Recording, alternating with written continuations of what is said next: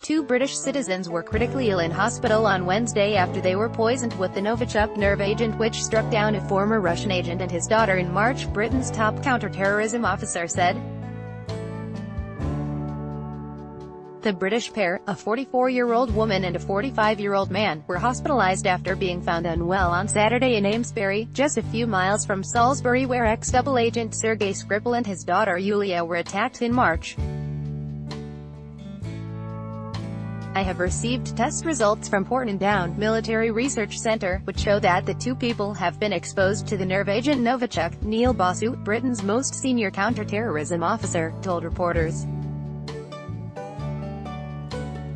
UK counter-terrorism police are now leading the investigation, though Basu said it was unclear how the two people came into contact with the nerve agent or whether they had been specifically targeted. Amesbury is just 7 miles, 11 kilometers, north of Salisbury, where the Skripals were found slumped unconscious on a bench on March 4. Police have cordoned off at least 5 different areas, including a park and a property in Salisbury, and a pharmacy and a Baptist church community centre in Amesbury, although health chiefs said the risk to the public was low. Britain accused Russia of poisoning Skripal with Novichok nerve agent, the first known offensive use of such a chemical weapon on European soil since World War II. The attack prompted the biggest Western expulsion of Russian diplomats since the Cold War as allies in Europe and the United States sided with Prime Minister Theresa May's view that Moscow was either responsible or had lost control of the nerve agent.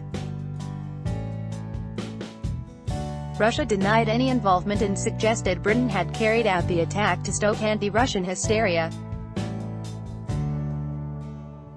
Moscow has hit back by expelling Western diplomats, questioning how Britain knows that Russia was responsible, and offering its rival interpretations, including that it amounted to a plot by British secret services.